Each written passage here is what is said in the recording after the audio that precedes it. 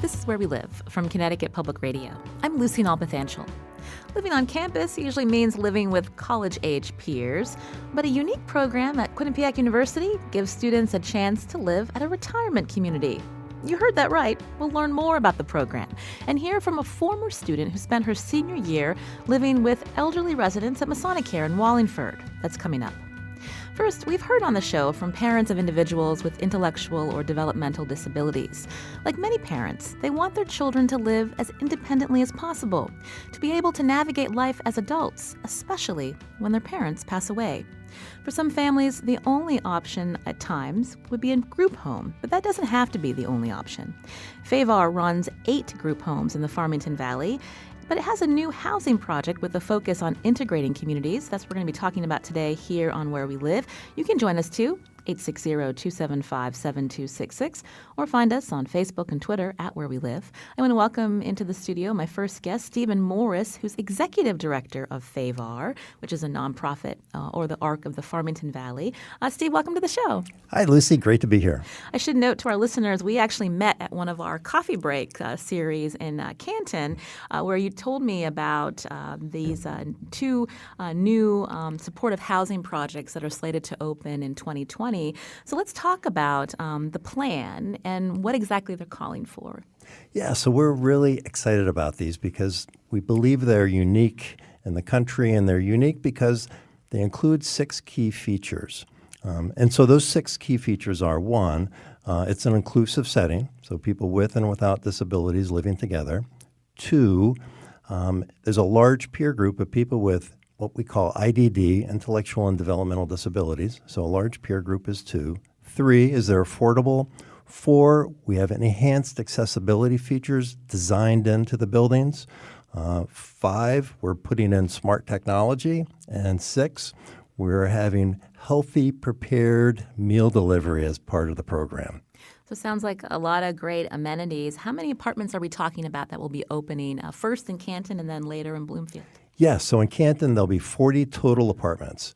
And as I mentioned, they're inclusive. So there are 10 of those 40 that are what we call set-aside apartments for people with IDD, and 30 other apartments that we're calling the standard apartments for anyone who qualifies for the low-income status of the building.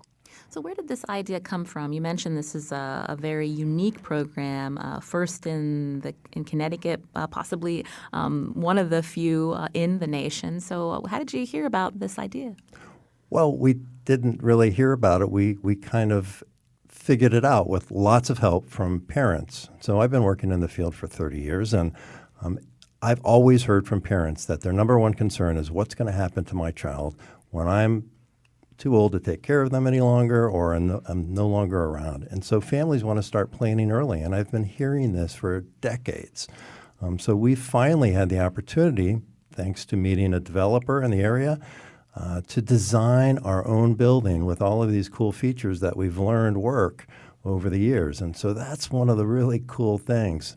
We've been delivering apartment support for people for decades, but based on openings that we find, an apartment here, an apartment there. We've never designed one from the ground up. So that's what's really exciting about these 2 projects. Mm-hmm. We built in everything we know that works, and we've built in solutions for things that we're struggling with, and that's what makes it so unique. I mentioned at the top of the show, families with members who have intellectual and developmental disabilities. Again, they often wonder about how they will live when the people that are supporting them are long gone. And so I'd mentioned that group homes is often one of the options that families have in front of them. But when you mentioned you were talking with clients and their families about the things that they need, how is this different than a group home? Yeah, so group homes are great, and this is not meant to replace group homes. I think group homes will always be around, and there'll always be a need for them. But this is an option for people who may not need a group home. Now, group homes helped us deinstitutionalize in Connecticut, but group homes have never quite lived up to their promise of community inclusion. It probably has very little to do with the group homes themselves. The nature of our neighborhoods has changed, right? So when group homes started back in the 80s, if you had loved ones or friends that lived far away, you had 2 options, snail mail and expensive long-distance phone calls. And so that left a social gap that people filled with neighbors. Today, things are much different. There's more dual-income families, people are busier, and people keep up with the social interactions through social media. And it's not that people choose not to interact with their neighbors, it's just that they have other options. And so in a setting or an environment like this, how do you design an inclusive setting? That's why we started with an apartment building. That's why we built in apartments for people with IDD and apartments for people who don't have IDD. That's the inclusive setting that we've designed. What about for families who may be concerned about the safety of their loved one? I mean, how do you ensure that someone with IDD is the right fit for this inclusive community supportive housing? Yeah, great question. So, certainly we've built in smart technology for safe monitoring. We're going to have staff on premises 24/7. We'll have a staff office on the premises. But we've also had some experience doing this. This isn't our first rodeo, so to speak. It's the first time we've put in all of these features, but we have a couple of other complexes where people live in what we call clustered settings, where there's a larger peer group. And what we found as we've designed space into the buildings for people to gather and plan activities, as we've done that, and as we've included people with and without disabilities in those activities, and I'm talking about things like cooking classes and art classes and bringing in musicians, as people gather and interact and participate in these kind of activities together, relationships are born, friendships come out of that, and people start looking out for each other. So far from being concerned, what we're actually creating in this type of an environment is people looking out for each other, people being mentors for each other. That's our experience. Steve Morris is in studio with me, Executive Director of Favarh. This is a nonprofit in the Farmington Valley that has existed for, I believe, more than 60 years, serving individuals with intellectual and developmental disabilities. There's a new housing plan project initiative that they've been working on that will be opening in Canton and Bloomfield next year. We're learning about that today, this idea of not just supportive housing, but the ability for individuals with IDD to live within the community, to be around people, to not just be isolated based on their disability. I'd mentioned earlier, Steve, group homes. There you might see a certain staffing or a level of visits from people that are delivering services to individuals with IDD. So who's going to be doing that for people within this apartment housing? So it'll be the same staff that an organization, in this case Favarh, will be providing. We'll have staff on premises, as I mentioned, 24/7, like a group home. But because we'll have 20 people living at each of the buildings, there's some efficiencies that are built into that. So there's staffing efficiencies, there's transportation efficiencies, among all of the other benefits of the inclusive setting. And so that's where a lot of the cost savings can come from. At the same time, that allows people more self-sufficiency. They can be in their apartment. They don't have staff in their face all of the time. And that's what people tell us they want. We want to make sure they are kept safe. And so we're using smart technology to monitor health and safety and wellness. But aside from that, we're giving people space. But we've got all of that efficiency designed in. You can join our conversation here on Where We Live, 860-275-7266, or find us on Facebook and Twitter at Where We Live. If someone in your family has an intellectual, developmental, or developmental disability, is this housing project something that sounds like a good fit for your loved one? You can join us, 860-275-7266.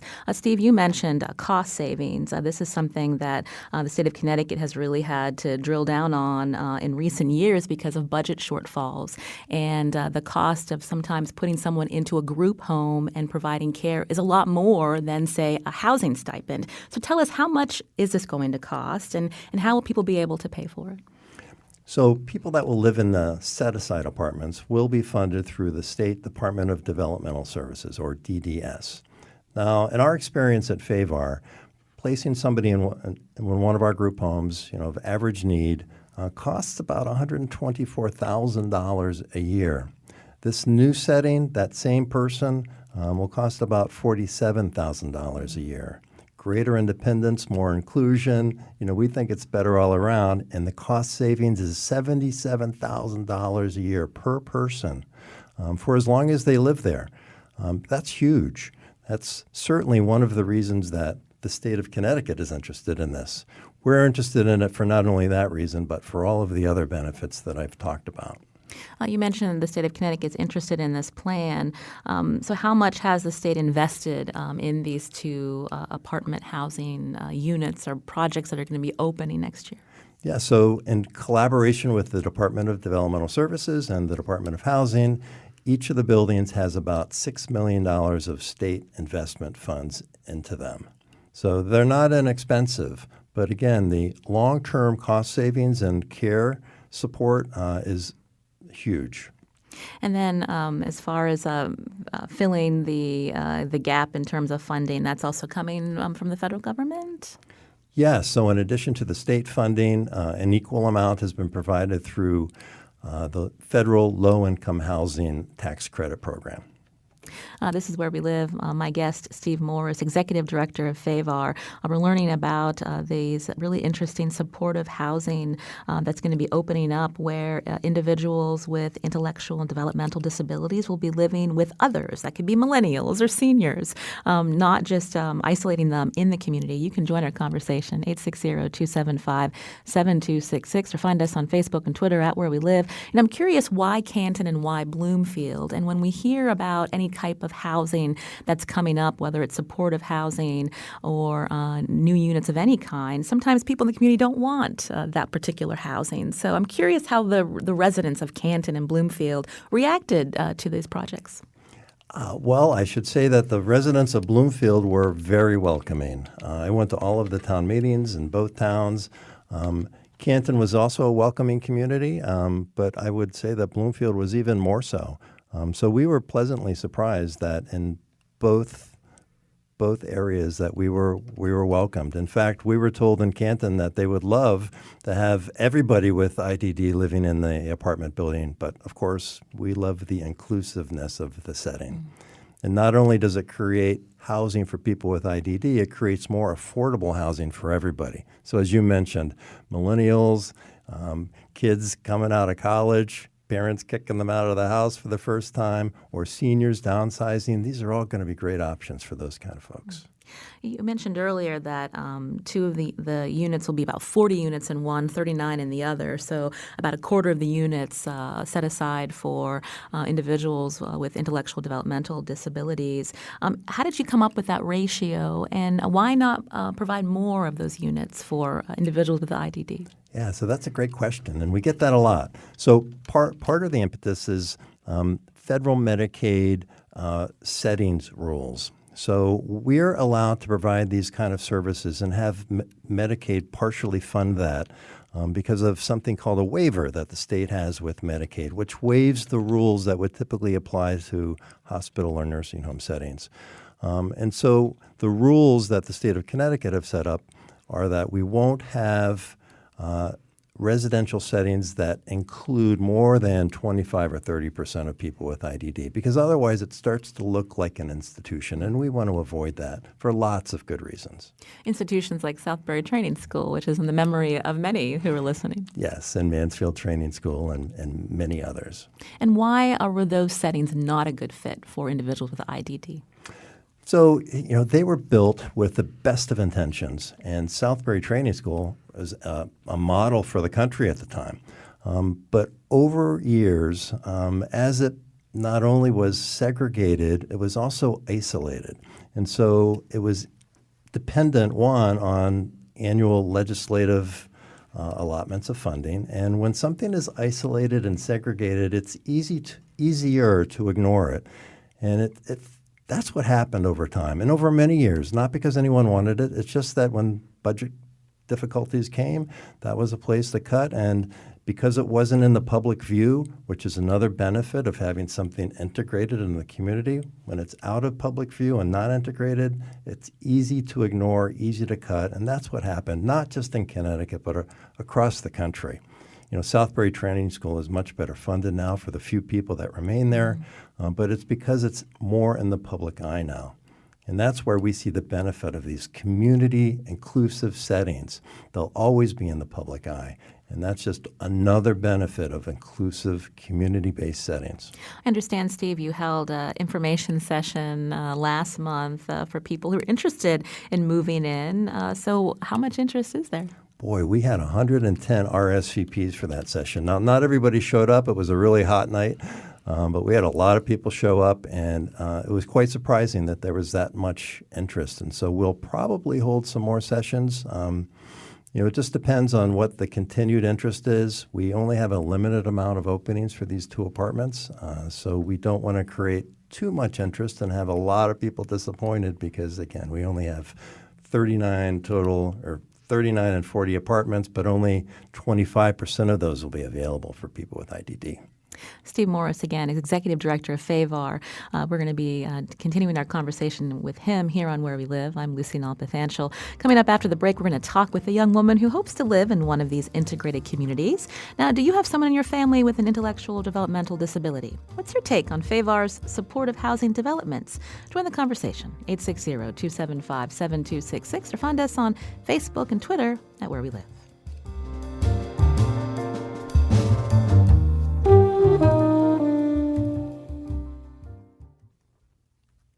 This is Where We Live from Connecticut Public Radio. I'm Lucy Nalpathanchel. In recent years, some parents of adult children with intellectual and developmental disabilities have clashed with the state over Connecticut's reliance on group home settings.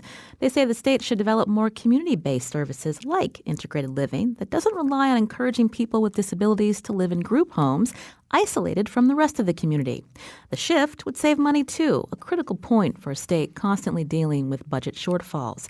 Now, in 2018, a multi-state agency collaboration decided to invest $13 million into a unique supportive housing project slated to open in Canton and Bloomfield next year. It's a project led by Favarh, a Canton nonprofit for people with intellectual and developmental disabilities. In studio with me is Steve Morris, who's the executive director of Favarh. And joining us now are 2 individuals. First up, Fran Traceski, who is the father of a young woman with an intellectual disability and also president of Favarh's board of directors. Fran, welcome to our show. Thank you. It's nice to be here. And sitting next to you is your daughter, Lauren Traceski, a Favarh client. Lauren, welcome to Where We Live. Thank you. So I'll start with you, Fran. Again, you're a board member of Favarh, but you also have a daughter who receives services. So when you heard about this initiative or just in being part of the conversations, what really drew you to the idea? So, Lucy, this is the next step, I think, in the evolution of housing for folks with intellectual disabilities. If you think back over some of the history that I think Steve went over, there are many, many brave and dedicated parents before me who worked very hard to set up organizations like Favarh and like the Bristol Adult Resource Center where I work, and to get folks into group homes and integrated into the school systems. And for folks of my generation, breaking down the barriers to full inclusiveness is the next step in the evolution. And this housing project does exactly that.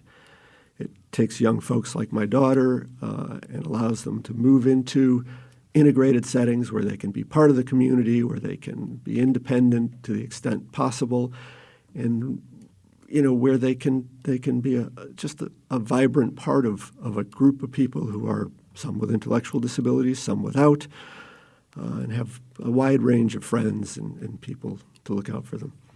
We heard Steve mention that one of the units will have 40 one of the apartment buildings will have 40 units, the other 39, a quarter of them designated for individuals with IDD. Lauren, you're actually hoping to secure one of the non-designated units. So tell us about your journey in terms of when you realized that you were ready to live on your own. When I first heard about it, I was like, man, I don't know if I really want to.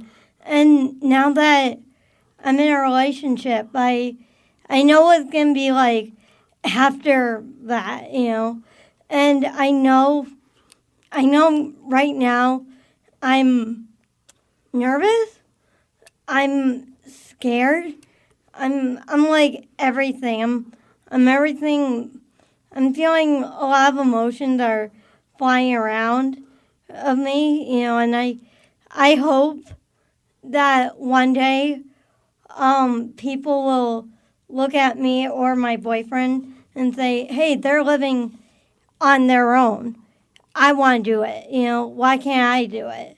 And that's pretty much how I want people to look at themselves, that they could do it.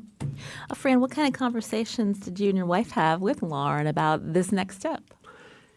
We've been talking about a step like this with Lauren for several years now as she's matured and is really ready to take this kind of a step.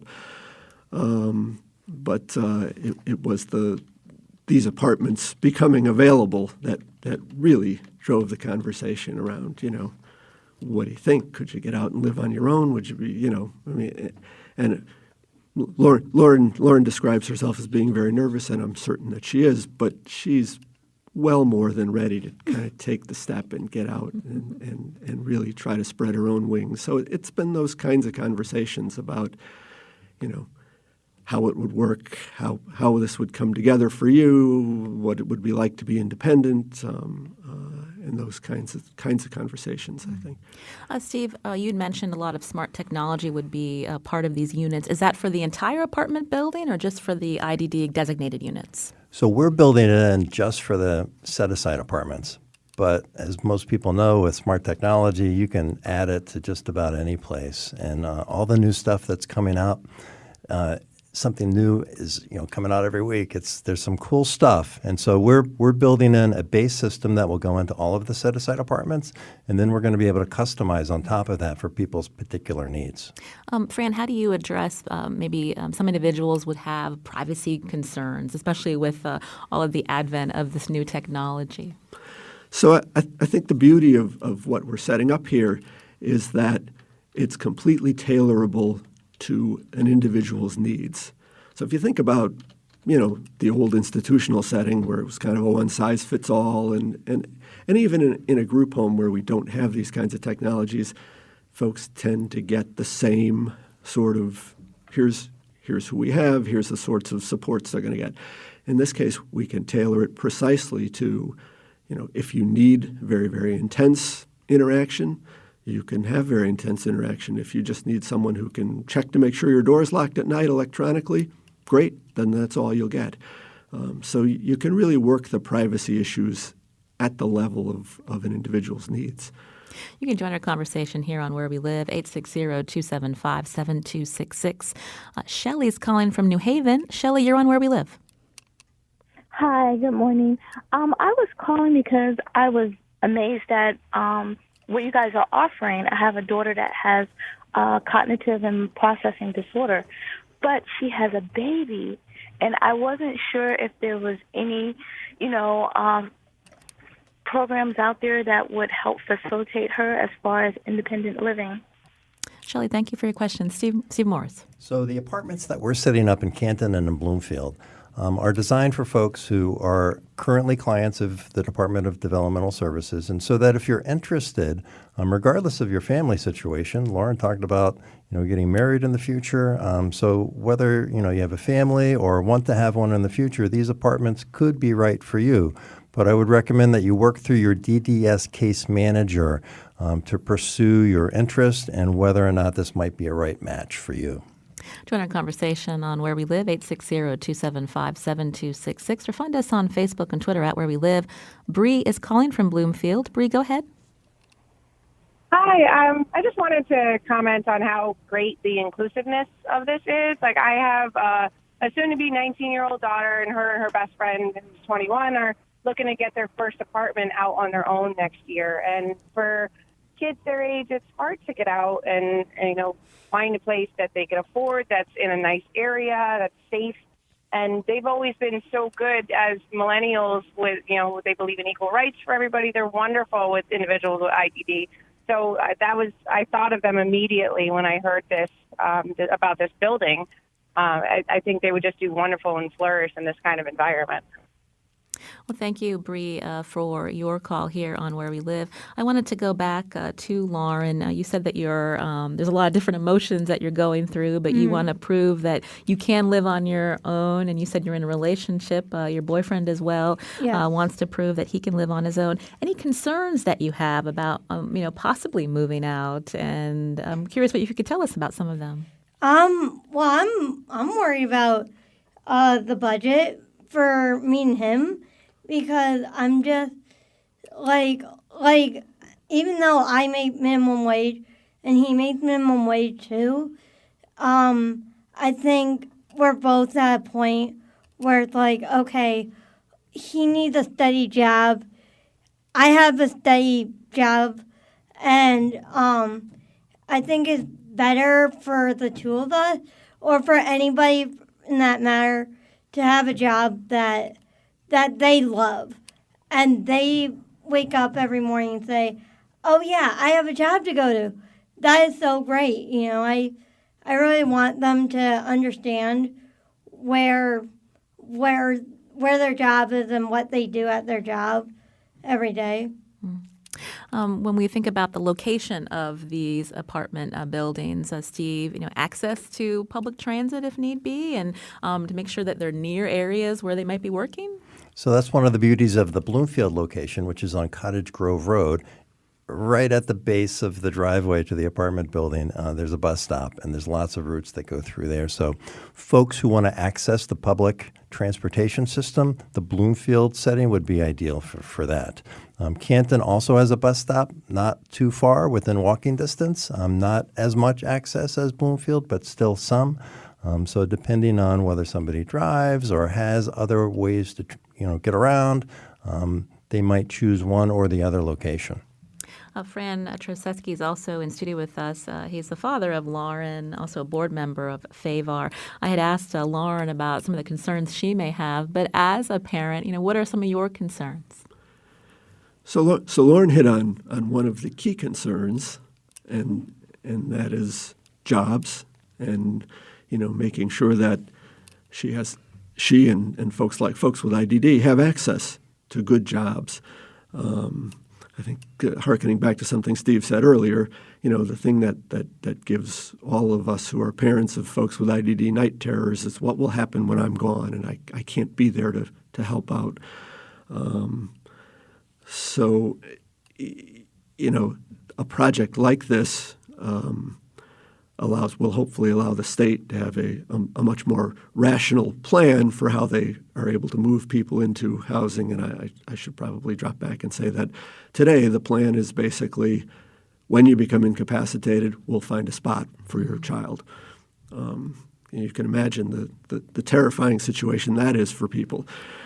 So we're hopeful that this project will spur many more projects like it, and allow the state to come up with sort of a more rational plan for how we move people into these kinds of facilities and get them independent, and because it's affordable, and we can have many more apartments available, that we can move down a path where there's just much more availability and a much better plan. Mm. You mentioned the approach that the state has taken now, where when they're able to go to a group home, if there is an opening. So in the past, have there been even wait lists for individuals who might need that support when parents do become incapacitated and can't care for their child anymore? So that's an interesting question. There are those who will tell you, yes, there are, and those who will tell you there's no such thing. And since I've never been able to actually see one, my assumption is there really is not a wait list. That it really is when the need arises, something happens. So if a apartment building like the ones that will be opening in Canton and Bloomfield, if they weren't coming down the line, what would be some of the plans that you and your wife and Lauren have talked about for her moving forward? So so the next question would then be, what affordable housing is out there? Lauren, as she said earlier, makes minimum wage, so there's a limited capacity to move into a standard apartment for the long run. So we would have thought about and would look at other types of affordable housing, which are, as we know, very challenging in Connecticut and most of the country, I think, right now. There's not a lot of options out there, honestly. You can join our conversation here on Where We Live, 860-275-7266. My in-studio guest, Steve Morris, Executive Director of Favarh, it's a nonprofit in Canton, working for many decades now to help families and individuals with intellectual and developmental disabilities. Fran Traceski, who you just heard from, is on the board, and he's the father of a young woman with an intellectual disability. Lauren, who's also with us here today, she's hoping to move into one of these non-designated units for in Canton and Bloomfield, again opening next year. I just wanted to follow up with you, Fran, as we were talking about plans and conversations that your family has. We've mentioned a few times whether you have a child with IDD or not. You worry about and hope that along when you're gone, that they'll be able to live a full life and be able to live independently. And I'm curious about the conversations that you've had in your family about that time and who will be there to support Lauren. Those are always very challenging conversations. Yeah. Lauren has a brother but he lives in Denver at the moment. So we have conversations kind of within the family about what would happen, how would it happen. Fortunately, both Lauren's mom and I are quite healthy at the moment, so there haven't been any pressing issues. Yeah. But it is the challenge, and to a large degree, I think for many of us in the IDD community, what we really need are organizations like Favarh, where you can have the kinds of apartments we're working on, for instance, and we can, once we're gone, know that Favarh will provide some of the services for our loved ones, and that other family members can look in and perhaps help them with finances and things like that. But that they have a relationship with an organization like Favarh that can step in and really help. Steve Morris, you're Executive Director of Favarh. So tell us how Favarh works with families to have those logistics in place, so to speak, so that they can have peace of mind. Well, I think the apartments are a good example of the way that it really should be done. So the apartments create an opportunity for folks of Lauren's age, young adults, to move into their own home and learn how to be independent. If you take the scenario that Fran presented, when parents are older and are incapacitated, their adult children are much older at that point, and moving them into an independent living situation at that point usually doesn't work out. Moving someone out when they're a young adult, when learning and they're at their peak, that's when we're all at our best. And that's when we can learn to kind of step it up. And we found that when we raise the bar for people, people do step up. And Lauren's proved that, and her friends have proved that. And jobs, she's recently moved to a much more independent job where she's making more money. We know that she's going to step it up when she moves into her first apartment. And one of the reasons she can do that is because she's still young and vibrant. And that's the time to make this happen. So that's what these apartments are designed for. Young people like Lauren and her friends who can really make the most of it and learn to be more independent and less dependent on state tax dollars. Lauren, how do you respond when you hear Steve talk about you and your friends as being at a perfect time to make that move? Well, I feel good. And I'm sure some of my friends around me feel good. I mean, I don't know very many people who are moving out of their parents' house, but whenever I hear that word independent living, I'm like, oh, I could do that. I mean, it's not that hard to really get out there and do things by ourselves, and I worry that transportation is not that great in my town. And so I'm like, what am I going to do? How am I going to get to the shops of the Farmington Valley? Or how am I going to get to the movie theaters or go to a restaurant?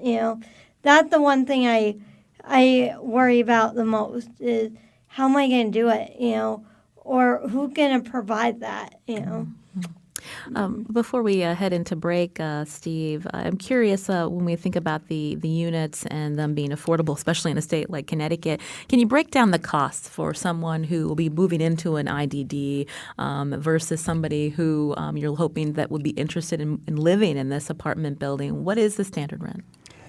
Yeah, so the standard rents for both Bloomfield and Canton are about $1,000 a month for the one bedrooms and about $1,200 or $1,300 for the two bedrooms, and that's a bit of a moving figure because it's based on federal low-income housing tax credits and a basis which changes every year.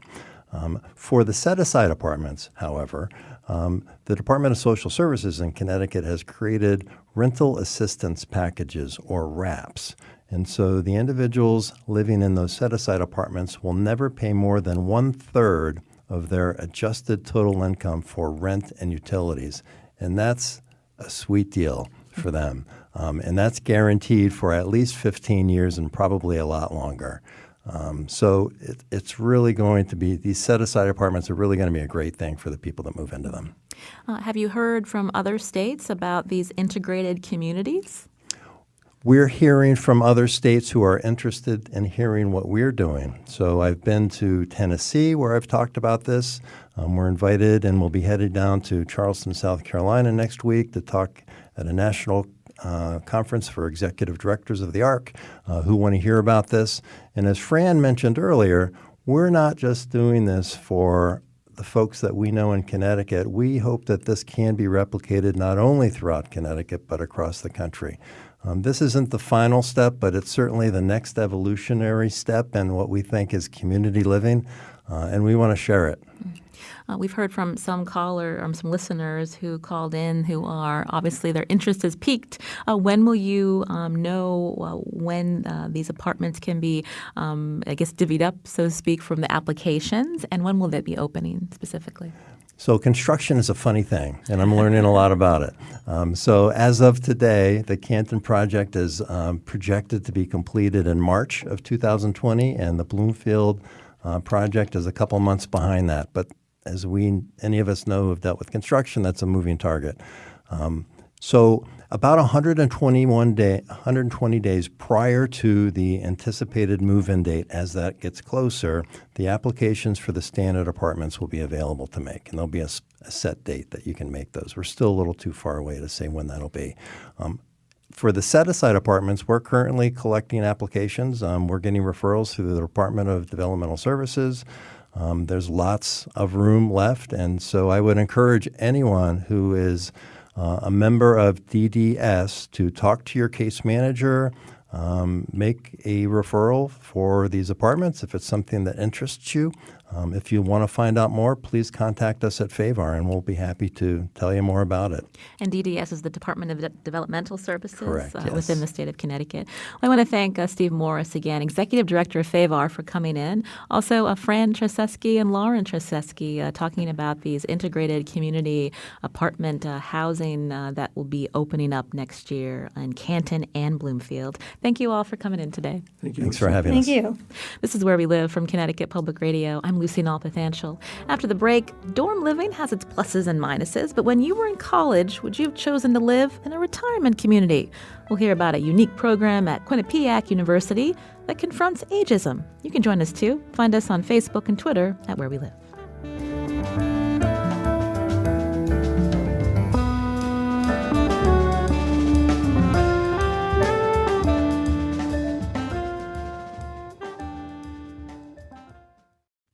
This is Where We Live from Connecticut Public Radio. I'm Lucy Nalpathanchel. Living on campus usually means living with college-age peers, but a unique program at Quinnipiac University gives students a chance to live at a retirement community. Joining me now in studio to talk about Quinnipiac's Students in Residence program at Masonicare is Laura Mutrie, who's Clinical Assistant Professor in Social Work at Quinnipiac. Laura, welcome to the show. Thank you, Lucy. I'll just have you sit a little bit closer to that microphone so our listeners can hear you well. And Victoria Kozar is also with us. She was one of the first students to participate in this unique program. Victoria, welcome to the show. Thank you for having me. So I'll start with you, Laura. It's an interesting idea. I'm just curious where the idea came from. Okay, so the idea came from two very visionary women, one from Quinnipiac and one from Masonicare.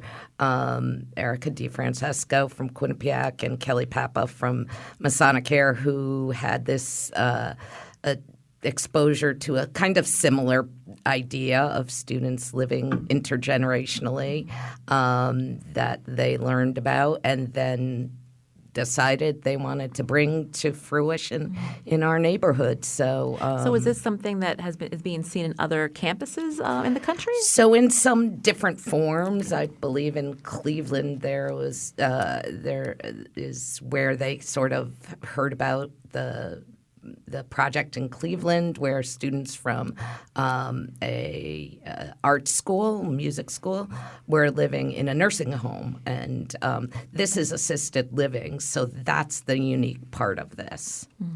And so the idea is students would apply and then one or two of them are then assigned or given a living space at Masonicare in Wallingford? Yes, so Masonicare provides the space and meals and the opportunity to bring a gift, to bring service, and to live intergenerationally with their residents and to create relationships that otherwise I think might not happen. And I think that's the lovely part of it is the relationships that are formed. Students do provide service through the gift that they bring, whether it's a musical instrument or art or whatever they feel that they can contribute to the community there. But I think that Tia will agree that it is these relationships that are so important and living naturally intergenerationally. So, Victoria, you applied for this program. I'm curious that you were a senior at the time. So what about this interested you? Why live on a retirement community? Well, I've always been told that I'm a little bit of an old soul. And actually that year I was teaching water aerobics to a group of older women. And I found that I had so much more in common with them. I had done the dorm life. And an opportunity like this I thought was so enriching to my education, specifically with my interests in pursuing medicine. I thought, what a great way to get to know the people that I want to serve. So when you were accepted into the program, you got living space at Masonicare in Wallingford. Again, this is an assisted living community. Yes. So what was that like? What was your room like? How often did you engage with the residents there? So I will say it's probably nicer than any dorm that I've ever seen. I had neighbors on either side that were of assisted living residents. You know, they'd always check in on me, making sure I ate my meals, made sure I wasn't staying out too late. But I spent more time there than I think I anticipated. Every morning I had breakfast with the same group of ladies who were kind of in my neighborhood, my wing of the area, to even all of my dinners too, kind of debriefing. They'd ask how my day was. I asked what they did. And then we did different group activities. So I ran a baking group, which ended up kind of being a ladies' club, jewelry making, and a few other groups, as well as bringing my friends from college in. We did bingo more Saturdays, and I think we went out. So what's the reaction from your peers at the time? You mentioned you brought in some of your college-age friends. So what was their impression? I think they were more excited than I was sometimes. When they heard what was going on and the experiences that I had, they wanted kind of their own taste of Masonicare, which is part of the reason why I founded the organization at Quinnipiac, Old Friends Anew, that could bring college students into Masonicare, even for a brief period of time, partnering them with residents there so they could get those relationships as well. So, Laura, obviously the students are learning from these residents at Masonicare, but what are some of the benefits that we know where we're talking about elderly residents, what it's like, why there's an importance to have intergenerational living instead of being isolated into specific age groups? Well, I think you're hitting on one of the benefits is that social isolation can be a problem, loneliness, but I also think that this intergenerational living has shown that it not only affects those sort of emotional things, it also affects physical health in a positive way. And I'm sure Tia's really interested in that. Anything from diabetes, blood pressure, even certain forms of cancer can be improved by having less isolation, less loneliness, and this intergenerational, really natural way of living with others so you're not isolated in sort of a segregated way by age. Mm-hmm. Victoria, you mentioned that you had an interest in the medical profession when you were picked to be part of this Students in Residence program. How did your experience shape the path that you've taken now that you've graduated? So this experience has transcended when I moved out. I think every aspect of my life has really taken a turn because of this experience. I always wanted medicine, but seeing the needs and really getting to know the residents at Masonicare has made me interested in geriatrics, as well as seeing the cognitive decline that I saw during the time there. I currently work as a dementia program coordinator at Wilton Meadows because I want to serve those residents like the friends that I made at Masonicare. Mm. You mentioned cognitive decline, so you were seeing residents, some of them starting symptoms of dementia? Yeah, and also within the assisted living community, there's also a memory care area, which I did like to spend some time in. And I saw some of my neighbors have to move, unfortunately, to that to meet their needs. And I realized I didn't really have the tools to cope with that, and I didn't have the resources to really know what to do. And I kind of threw myself into the field. I work with the Alzheimer's Association now as well, advocating, because I want to make sure that these residents, people who don't always have a voice or an advocate, they can be taken care of as well. Have you kept in touch with some of those girlfriends that you met? Beth is still one of my best friends. I visit her almost every week. She's played such a huge role in my life. She was at my graduation. Throughout all of the milestones in my life, she was one of the first people to meet my current boyfriend. She is my best friend. Despite our age, we have so much in common, and she's such a wonderful woman. Again, Victoria Kozar was one of the first students to participate in this Quinnipiac University-Masonicare Students in Residence program. Laura, just a couple minutes left. How many students have been selected to participate in this year? So there are 2 students who will be participating, and one of them has been has followed in Victoria's footsteps and is the coordinator of the Old Friends and New program. So she's been very, very active in working against ageism, and that's another piece of this whole thing, as you mentioned earlier, that part of this relationship that Quinnipiac and Masonicare have is to both create a workforce for the ever-increasing aging population, as well as to fight the idea of ageism in our society. So, And so the 4th year of the Students in Residence program, so you've had quite a variety of students and what disciplines they're interested in going into after college? Yes, so it's not just for specific disciplines. So I believe there's been an MBA student, a Master's in Business Administration student. There have been occupational therapy students. Tia was a health sciences major. A law student was there last year. So really across the boards, it's not just for people who are interested in healthcare with the aging population. It's more about, like I said, the relationships. Yeah. Well, Laura Mutrie, who's clinical assistant professor in social work at Quinnipiac University, thanks for coming in today. Thank you, Lucy. We should note that Masonicare is one of the underwriters here at Connecticut Public Radio. I also want to thank Victoria Kozar, one of the first students to participate in this unique program, who joined us, a Quinnipiac graduate. Victoria, thank you. Thank you for having me. Today's show produced by senior producer Lydia Brown. Thanks to Catie Talarski, who was on our board today. And I'm Lucy Nalpathanchel. As always, thanks for listening.